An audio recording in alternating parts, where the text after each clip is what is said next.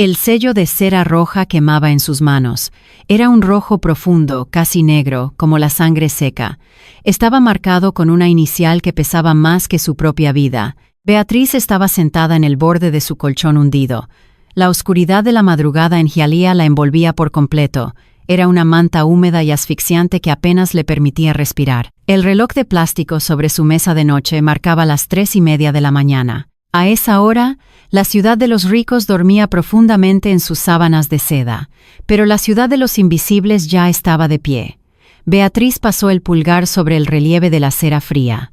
Sus manos estaban ásperas, marcadas por los callos de los trapeadores y el calor de la plancha de su carrito de comida. Tenía 27 años, pero su cuerpo cargaba con el cansancio de 100 vidas. Cada madrugada limpiaba oficinas en el centro de la ciudad antes de que saliera el sol. Cada tarde vendía comida en las esquinas hirvientes para pagar la universidad de su hermano menor en Orlando. Él era su única familia, su única esperanza de que el apellido de ambos significara algo más que sudor y asfalto. El sobre que sostenía era grueso, hecho de un pergamino antiguo que desentonaba por completo con las paredes descascaradas de su pequeño cuarto. Lo había mantenido escondido debajo de su colchón durante 11 días. 11 días de un miedo silencioso y una responsabilidad aplastante. No era dinero lo que había dentro. Era la última voluntad de un hombre que había muerto lejos de su imperio. Beatriz cerró los ojos y el recuerdo la golpeó con la fuerza de un huracán. La mente de Beatriz viajó 11 días hacia el pasado. Recordó el calor brutal de aquella tarde de martes en el centro de Miami. El sol castigaba el concreto como un látigo invisible. El aire temblaba sobre las calles, distorsionando la forma de los autos de lujo que pasaban a toda velocidad. Ella empujaba su carrito de comida hacia la parada del autobús, con la ropa pegada al cuerpo por el sudor. Fue entonces cuando lo vio. Un hombre mayor, vestido con un traje a la medida que debía costar más que todo el edificio donde ella vivía. Estaba tambaleándose cerca del borde de la acera. La gente pasaba a su lado sin mirarlo. Los ejecutivos apresurados, con sus teléfonos en la mano, lo esquivaban como si fuera un obstáculo molesto. Nadie se detuvo. En la ciudad de cristal, la debilidad era invisible. El hombre dio un paso en falso y se desplomó contra el pavimento ardiente. El sonido de su cuerpo golpeando el suelo fue sordo y terrible. Beatriz soltó su carrito sin pensarlo un segundo. Corrió hacia él mientras los autos deportivos seguían deslizándose por la avenida en su silencio de aire acondicionado. Se arrodilló sobre el asfalto que le quemaba las rodillas a través de la tela de su vestido. El rostro del hombre estaba pálido, cubierto de un sudor frío, y sus labios temblaban. Era Octavio, el fundador y dueño absoluto de uno de los imperios corporativos más grandes del país. Pero en ese momento, sobre la calle sucia, era solo un anciano muriendo de un golpe de calor. Beatriz gritó pidiendo ayuda, pero las miradas de los transeúntes resbalaban sobre ellos. Sacó una botella de agua de su carrito y le humedeció los labios. Le aflojó la corbata de seda y le habló con voz suave, pidiéndole que no cerrara los ojos. La ambulancia tardó 20 minutos en llegar. Beatriz no lo soltó en ningún momento.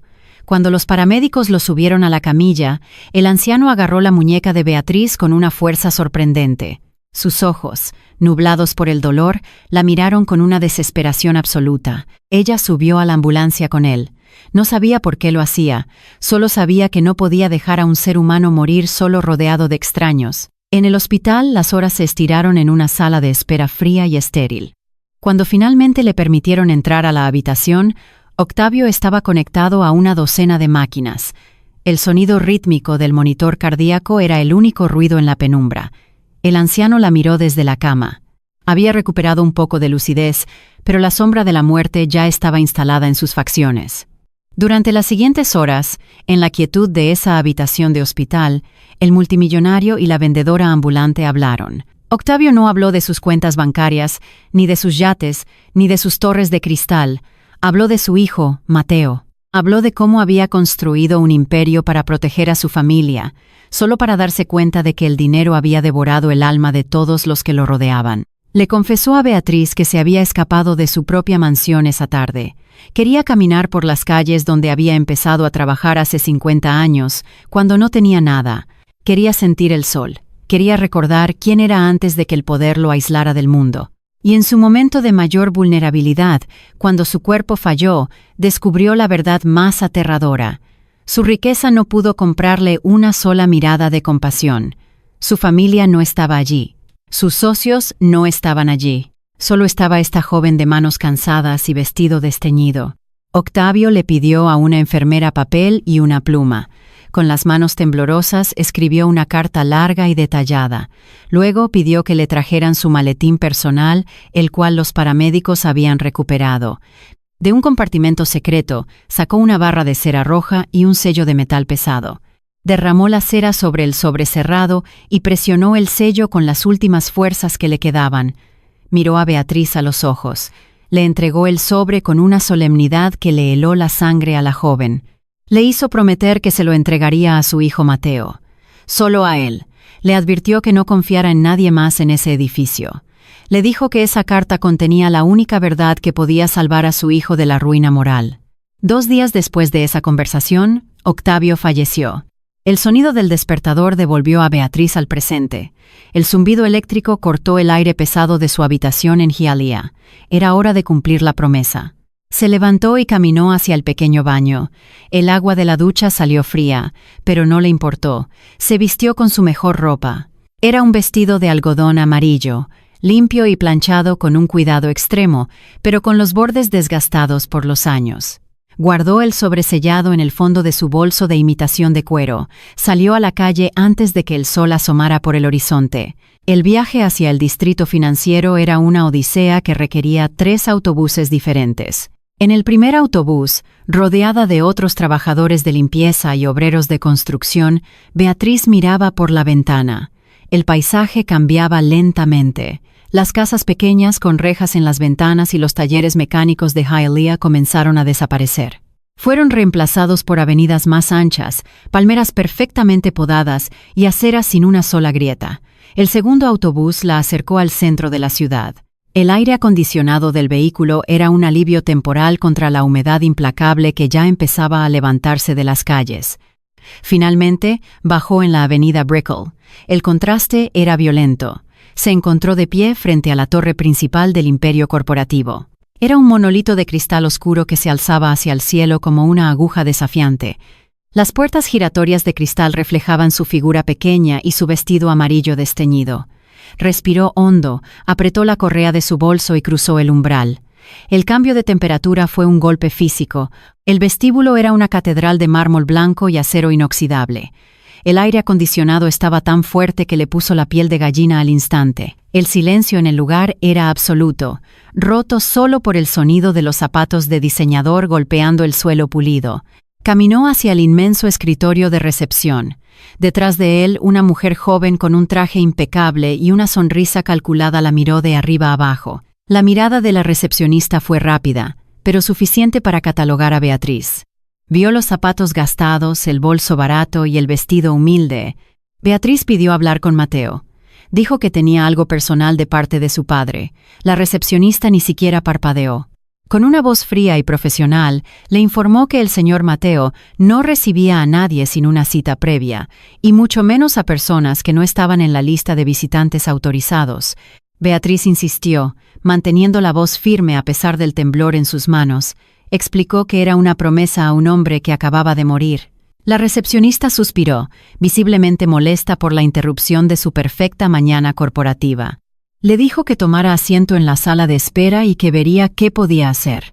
Fue una mentira elegante. Beatriz caminó hacia un banco de cuero rígido en una esquina del inmenso vestíbulo y se sentó. Así comenzó la tortura psicológica de la espera. Pasó la primera hora. Los ejecutivos entraban y salían, pasando junto a ella como si fuera un mueble más, o peor, una mancha en el paisaje inmaculado. Nadie la miraba a los ojos. En este mundo, si no tenías dinero o poder, simplemente no existías. Pasó la segunda hora. El frío del aire acondicionado comenzó a calarle los huesos. Su estómago gruñó, recordándole que no había desayunado nada. Apretó el bolso contra su pecho, sintiendo la forma del sobre a través del material barato. La duda comenzó a envenenar su mente. Se preguntó si estaba haciendo el ridículo. Se preguntó si Octavio se había equivocado al confiar en ella. Tal vez su hijo era igual de frío y distante que este edificio. Tal vez a Mateo no le importaban las últimas palabras de su padre. Pasó la tercera hora. Las piernas de Beatriz estaban entumecidas. La recepcionista ya había cambiado de turno y la nueva empleada ni siquiera sabía por qué Beatriz estaba sentada allí.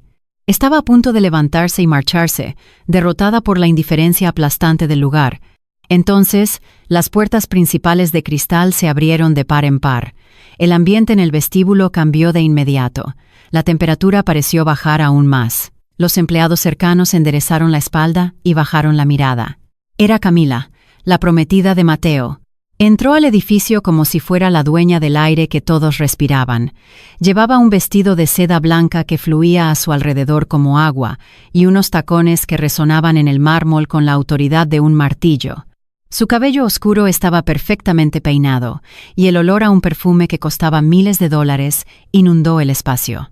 Camila caminaba hacia los ascensores privados, seguida por una asistente que cargaba sus carpetas. De repente, sus ojos oscuros y afilados se detuvieron. Vio a Beatriz sentada en la esquina. El contraste era insoportable. Camila representaba la cúspide de la alta sociedad, la riqueza heredada y la arrogancia sin límites. Beatriz representaba todo lo que Camila despreciaba: la pobreza, el esfuerzo físico, la realidad de las calles que ella solo veía desde la ventana de su auto blindado. Camila se detuvo en seco, cambió de dirección y caminó directamente hacia Beatriz. Sus tacones sonaban como disparos en el silencio del vestíbulo. Beatriz se puso de pie lentamente, sintiendo una presión terrible en el pecho. Camila se detuvo a 1 metro de distancia. La miró con un asco tan profundo que parecía físico. Le preguntó a la recepcionista, sin apartar la vista de Beatriz, qué hacía esa mujer en su edificio. La recepcionista, tartamudeando, intentó explicar que la mujer afirmaba tener un mensaje para Mateo. Camila soltó una risa corta y seca, una risa sin una gota de alegría. Se volvió hacia Beatriz y la examinó de pies a cabeza. Le dijo que Mateo no tenía tiempo para lidiar con mendigos. Le ordenó que se diera la vuelta y saliera por la misma puerta por la que había entrado, antes de que llamara a seguridad para que la sacaran a la fuerza. Beatriz sintió que la sangre le hervía en las venas. La dignidad silenciosa que la había mantenido en pie toda su vida se encendió. No levantó la voz, pero su tono fue firme y claro. Le dijo a Camila que no estaba pidiendo dinero. Le dijo que estaba allí para cumplir la última voluntad de Octavio. El nombre del anciano hizo que Camila entrecerrara los ojos. Un destello de cálculo frío cruzó por su rostro. Dio un paso más cerca, invadiendo el espacio personal de Beatriz. Le exigió que le entregara lo que sea que hubiera traído.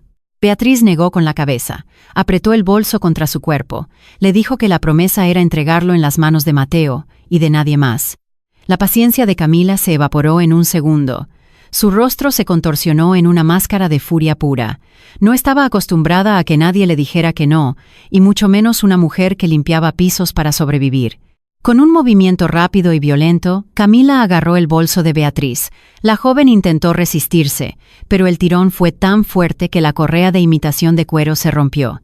El bolso cayó al suelo de mármol, derramando su contenido. Unas llaves, unas monedas, un pase de autobús desgastado y el sobre grueso de pergamino con el sello de cera roja. El sobre quedó en el centro del suelo, brillando bajo las luces halógenas. Camila lo vio, reconoció el sello de inmediato. Sabía exactamente lo que significaba ese emblema. Sabía que Octavio nunca la había aprobado. Sabía que el anciano veía a través de sus mentiras y su ambición desmedida. Camila se agachó con una rapidez sorprendente y recogió el sobre. Beatriz se lanzó hacia adelante, gritando que no lo tocara, que era sagrado. Pero 2 guardias de seguridad, enormes y vestidos con trajes oscuros, ya habían aparecido de la nada. Agarraron a Beatriz por los brazos con una fuerza brutal. La detuvieron en seco, levantándola casi en vilo. Beatriz forcejeó, desesperada, sintiendo que el corazón se le iba a salir por la garganta. Camila sostuvo el sobre frente a su rostro. Miró el sello de cera roja. Miró la letra temblorosa del hombre muerto. Luego miró a Beatriz, que lloraba de impotencia en los brazos de los guardias. Una sonrisa cruel y afilada apareció en los labios de Camila. Sin decir una sola palabra, clavó sus uñas perfectamente manicuradas en el borde del pergamino. El sonido del papel grueso rasgándose fue el ruido más fuerte en todo el vestíbulo. Beatriz gritó. Un grito desgarrador que rebotó en las paredes de cristal. Le suplicó que se detuviera. Le dijo que eran las últimas palabras de un padre a su hijo. Camila no se detuvo. Rasgó el sobre por la mitad, luego juntó las mitades y las rasgó de nuevo. El sello de cera roja se hizo añicos, saltando en pequeños pedazos por el aire. Camila siguió rompiendo el papel con una furia metódica, hasta que la carta entera quedó reducida a confeti. Abrió las manos y dejó que los pedazos cayeran. Cayeron lentamente, como una nieve sucia y trágica, esparciéndose sobre el mármol negro. Camila se sacudió las manos como si acabara de tocar algo venenoso.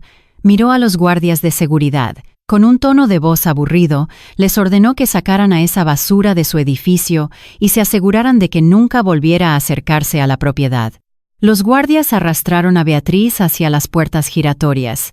Ella luchaba, intentando soltarse para recoger los pedazos de papel del suelo.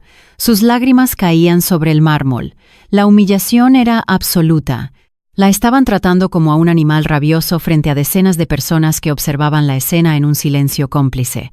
La empujaron a través de las puertas de cristal. Beatriz tropezó y cayó de rodillas sobre el concreto caliente de la acera. Las puertas se cerraron detrás de ella, sellando el mundo de cristal y dejándola afuera, en el calor asfixiante de la calle. Se quedó allí, arrodillada, temblando de rabia y de dolor. Había fallado. La promesa que le había hecho a un hombre moribundo había sido destruida por la crueldad de una mujer que lo tenía todo.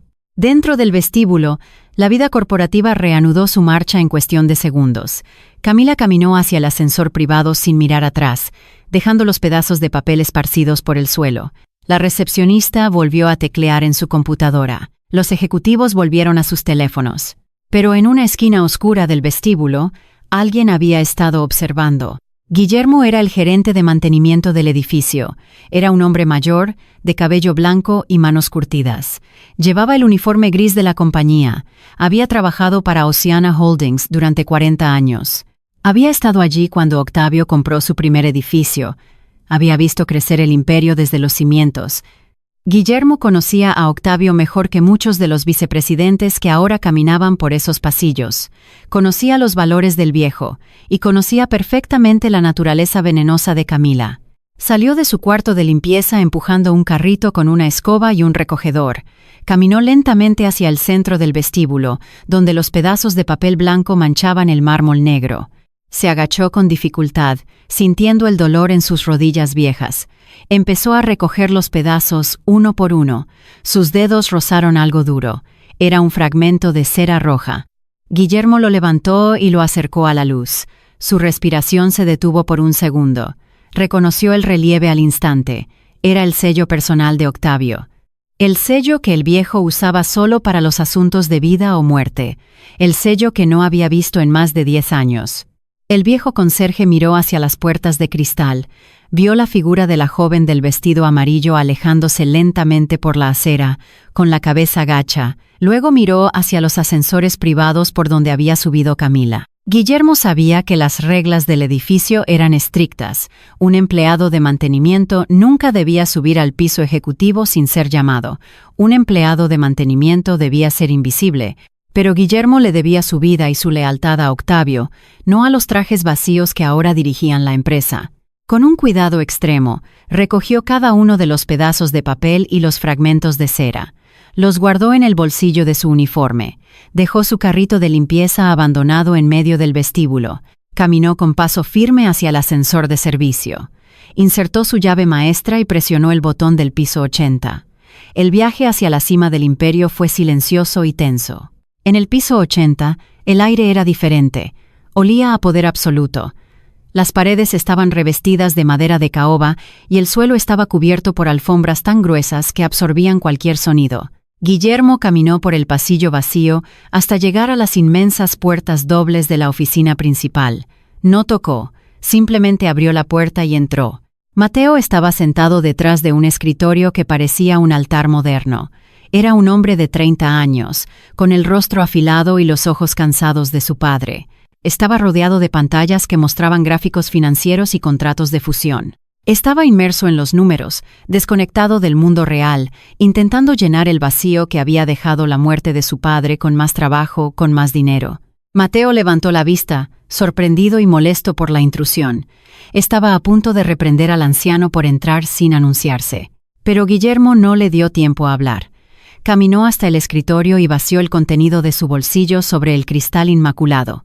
Los pedazos de papel rasgado y los fragmentos de cera roja cayeron frente a Mateo. El silencio en la oficina se volvió denso, casi insoportable.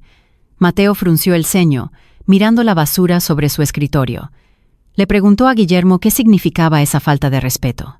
Guillermo lo miró directamente a los ojos. Con una voz ronca y cargada de gravedad, le dijo que eso no era basura. Le dijo que era un mensaje de su padre. Mateo se quedó paralizado. Su mirada bajó hacia los fragmentos. Vio el color rojo profundo. Vio la inicial marcada en la cera rota. Su corazón dio un vuelco en su pecho. Reconoció el sello. Era imposible. Su padre estaba muerto. Guillermo le explicó rápidamente lo que acababa de presenciar en el vestíbulo. Le habló de la joven del vestido amarillo, le habló de la promesa y le habló de Camila. Mateo negó con la cabeza. Su mente pragmática y corporativa se negaba a aceptar lo que estaba escuchando. Le dijo a Guillermo que estaba confundido, que Camila nunca haría algo tan irracional y cruel en público. Guillermo no discutió. Simplemente señaló con un dedo tembloroso hacia la pantalla de la computadora de Mateo. Le dijo que no confiara en sus palabras.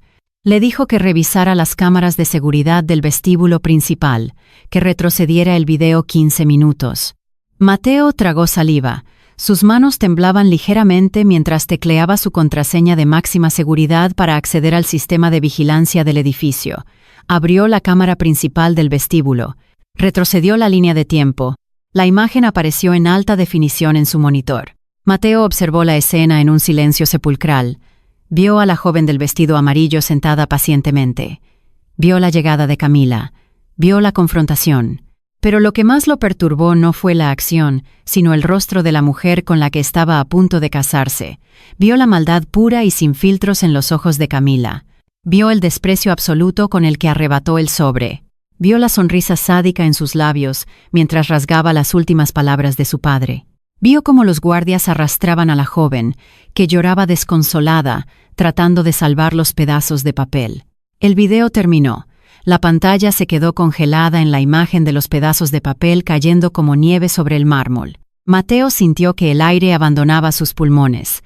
El mundo perfecto y controlado que había construido a su alrededor acababa de colapsar en cuestión de segundos. La mujer que dormía en su cama, la mujer con la que iba a fusionar su imperio, era un monstruo. Lentamente, Mateo extendió la mano y tocó uno de los fragmentos de cera roja sobre su escritorio. Estaba frío, roto, irreparable. El video terminó. La pantalla se quedó congelada en la imagen de los pedazos de papel cayendo como nieve sobre el mármol. Mateo sintió que el aire abandonaba sus pulmones.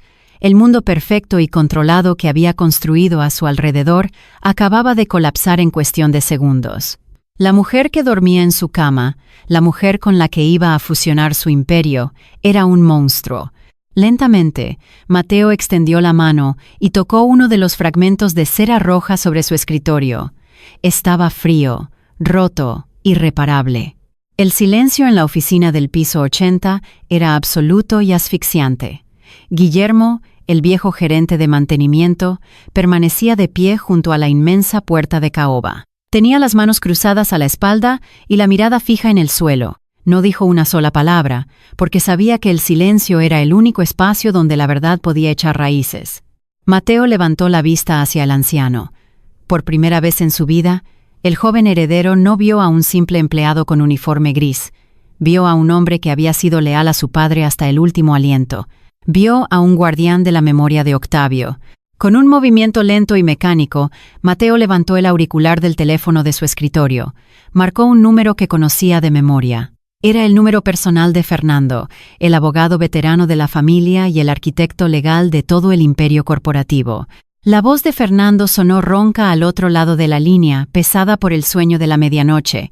Mateo no se disculpó por la hora. Le ordenó que viniera a la torre de inmediato y que trajera consigo el archivo confidencial de la sucesión testamentaria de su padre. Fernando no hizo preguntas.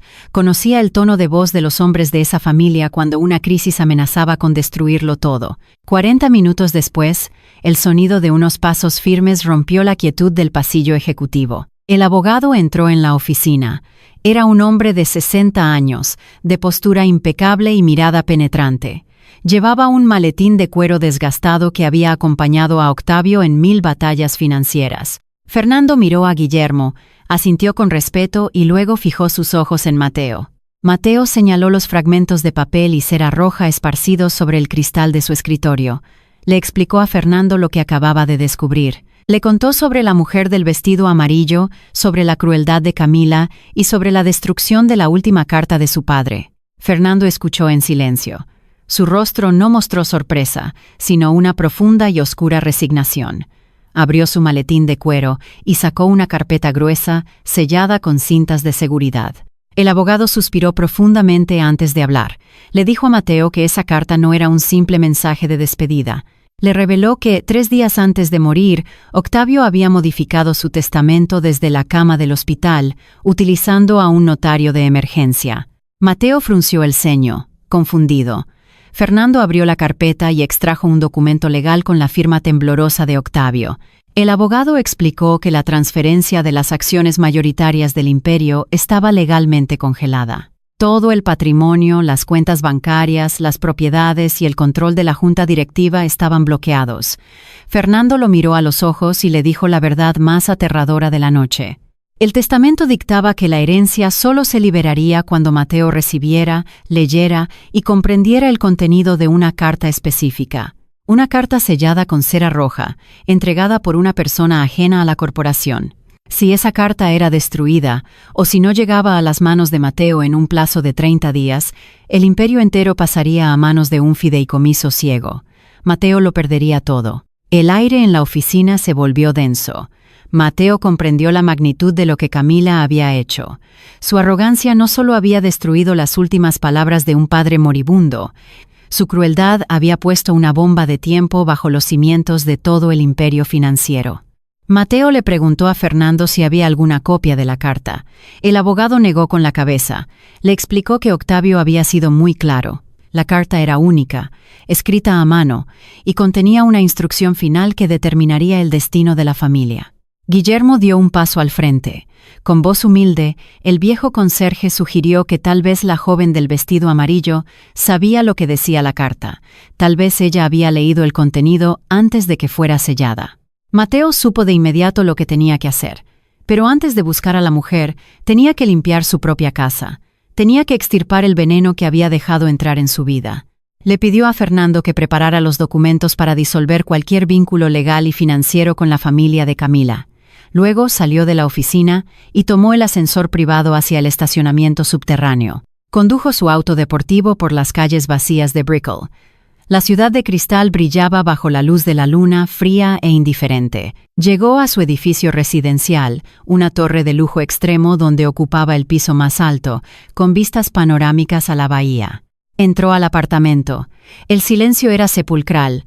Las luces tenues iluminaban los muebles de diseño italiano y las obras de arte contemporáneo. Camila estaba sentada en el inmenso sofá de cuero blanco. Llevaba una bata de seda y sostenía una copa de champán a medio terminar. Estaba revisando catálogos de flores para la boda en una tableta electrónica. Levantó la vista cuando Mateo entró y le dedicó una sonrisa perfecta y vacía. Le preguntó por qué había tardado tanto en la oficina. Su voz era dulce, calculada, la voz de una mujer que creía tener el control absoluto de su entorno. Mateo no respondió de inmediato. Caminó lentamente hacia ella, sintiendo que cada paso pesaba una tonelada. Se detuvo frente a la mesa de centro.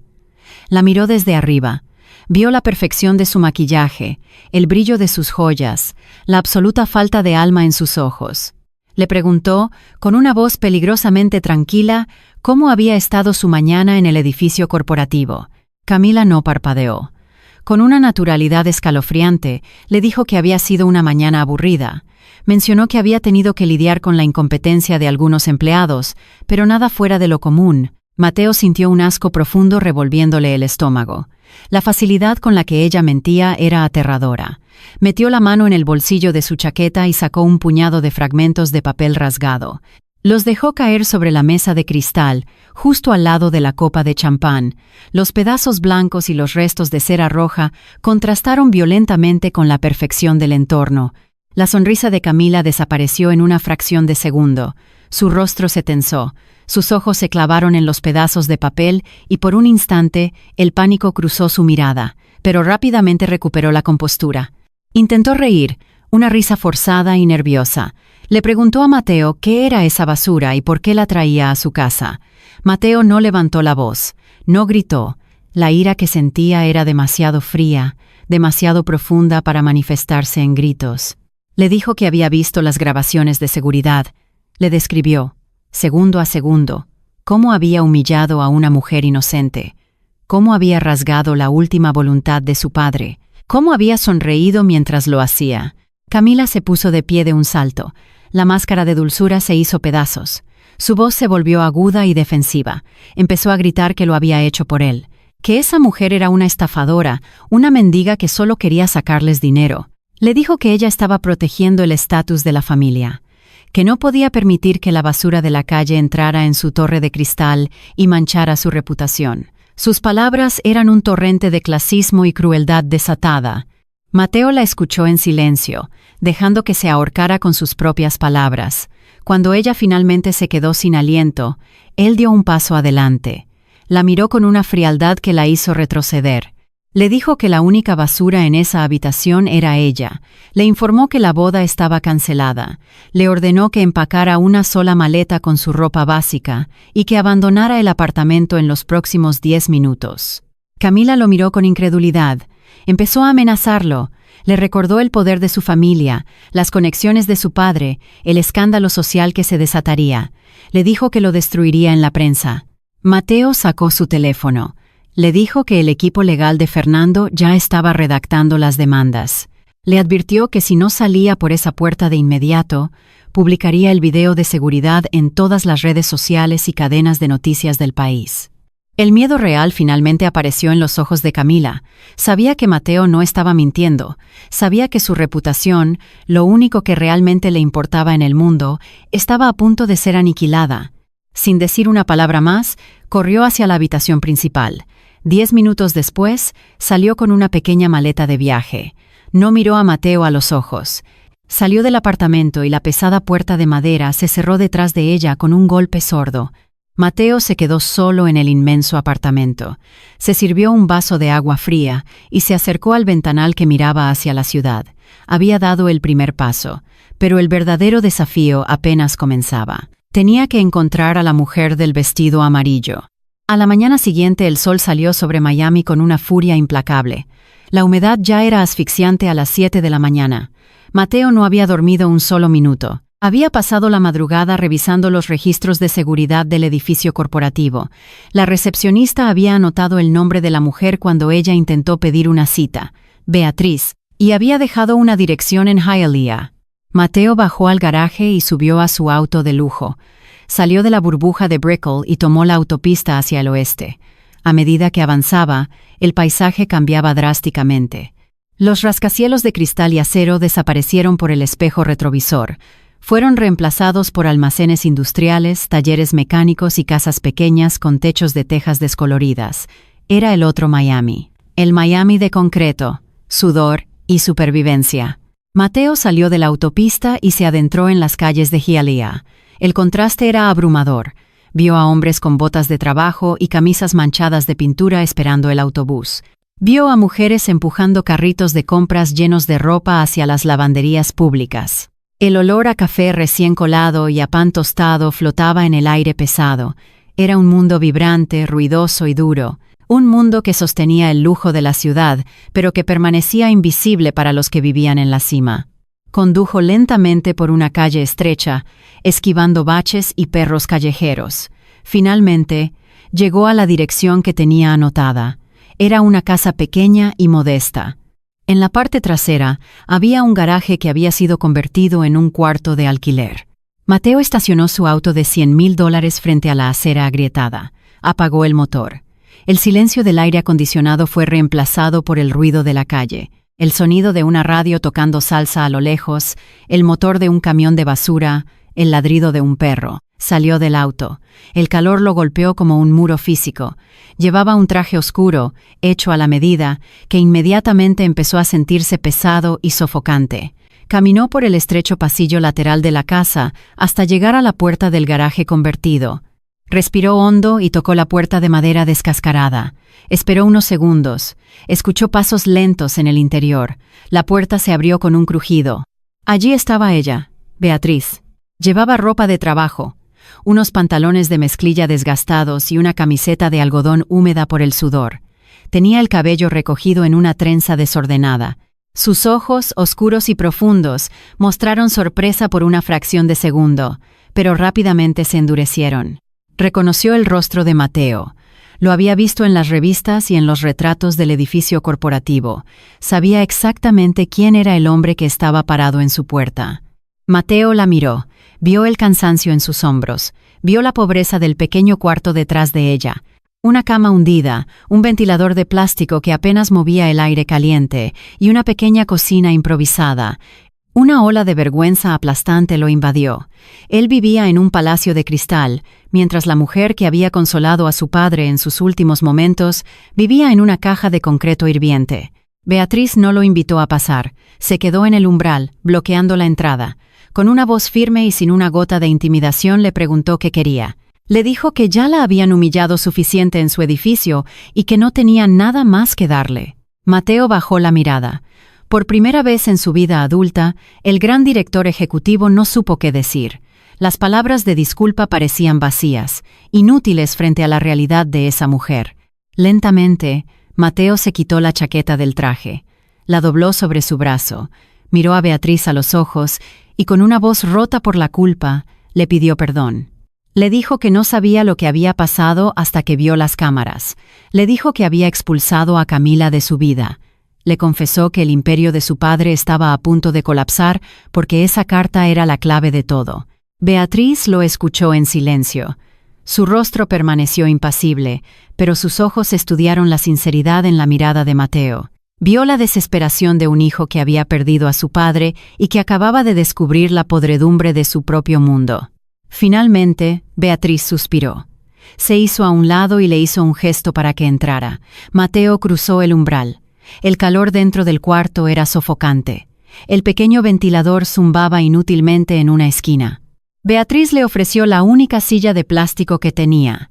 Mateo se sentó, sintiéndose inmenso y fuera de lugar en ese espacio diminuto. Ella se sentó en el borde de la cama. Durante la siguiente hora, en la penumbra de ese cuarto en Hialeah, Beatriz habló.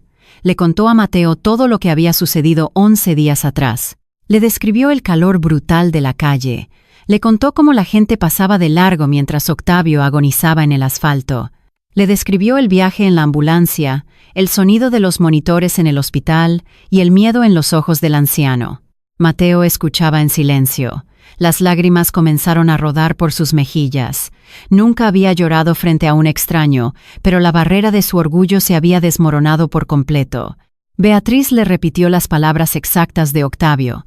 Le dijo que su padre se arrepentía de haber construido un imperio de hielo, que se arrepentía de haberlo dejado en manos de personas que solo amaban el dinero. Le dijo que Octavio quería que él recordara quiénes eran antes de la riqueza.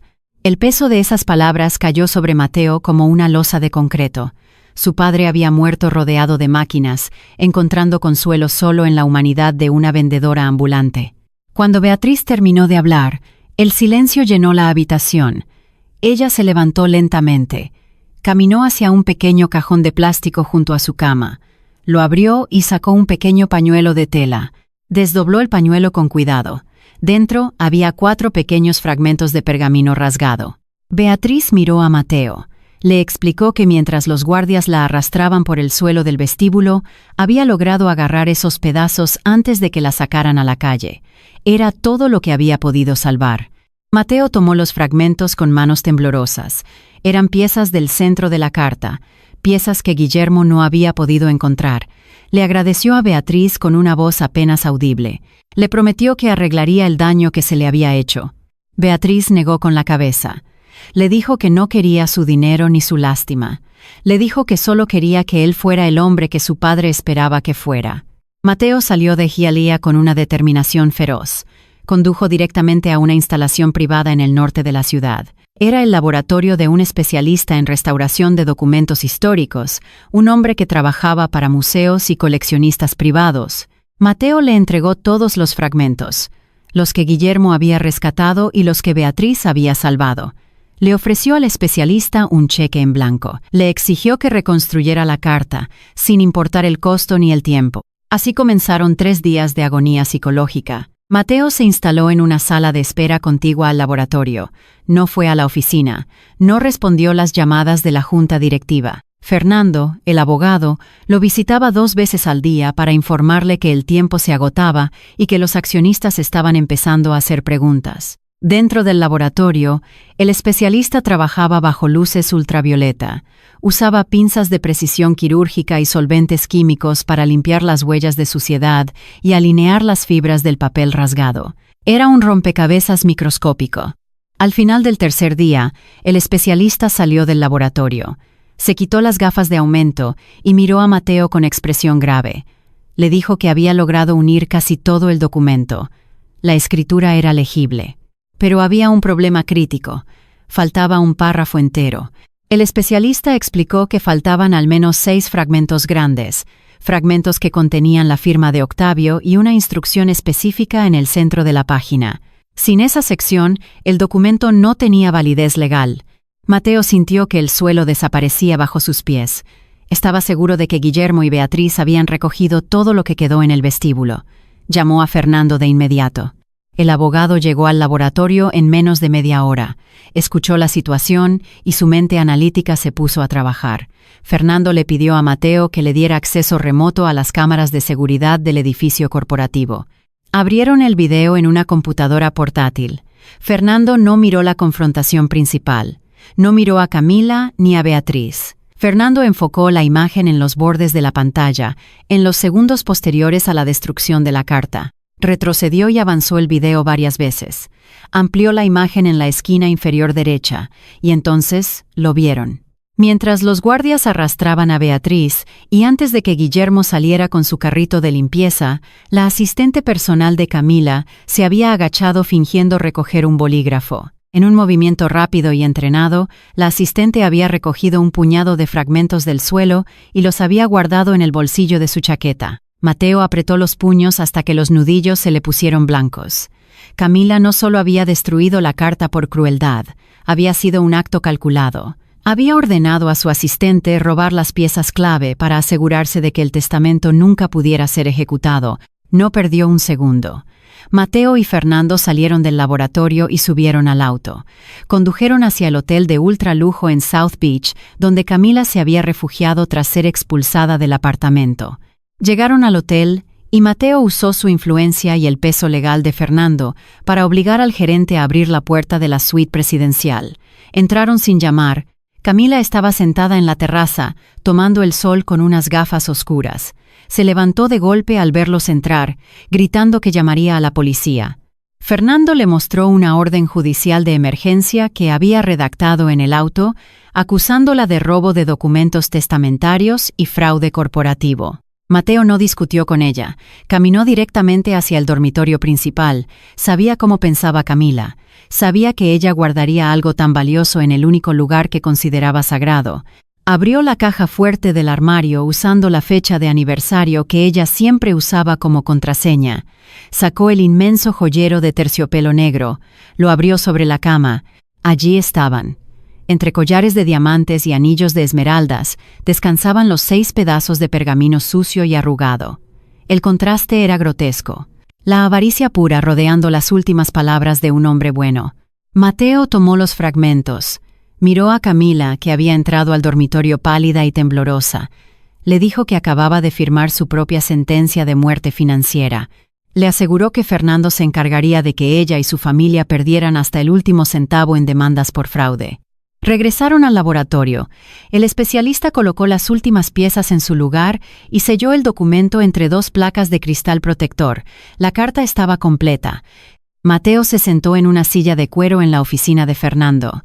El abogado colocó el cristal sobre el escritorio. La letra de Octavio, temblorosa pero firme en su propósito, llenaba la página. Mateo comenzó a leer en voz alta. La voz de su padre pareció llenar la habitación. Octavio escribía sobre su arrepentimiento. Confesaba que había pasado su vida construyendo un muro de dinero para proteger a su hijo, pero que ese mismo muro lo había aislado de la humanidad. Advertía a Mateo sobre Camila. La describía como un parásito brillante, una mujer que devoraría su alma y su imperio sin dudarlo.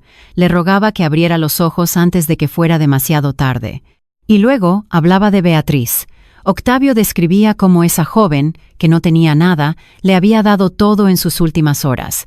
Describía su dignidad, su compasión desinteresada, su fuerza silenciosa. El último párrafo era la instrucción legal. Octavio ordenaba que, para heredar el imperio, Mateo debía romper su compromiso con Camila y asegurarse de que Beatriz nunca más tuviera que preocuparse por sobrevivir. Al final de la página, junto a la firma reconstruida, había una nota adicional. Decía que, una vez leída la carta, Fernando debía entregarle a Mateo el segundo sobre. Mateo levantó la vista, con los ojos llenos de lágrimas. Fernando asintió lentamente. El abogado abrió su maletín y sacó un sobre de Manila, sellado con cera negra. Se lo entregó a Mateo. Mateo lo abrió. Dentro había documentos legales ya redactados y firmados por Octavio. Era el acto final de justicia de un hombre que había entendido el mundo demasiado tarde. 2 semanas después, el clima en Miami dio un respiro.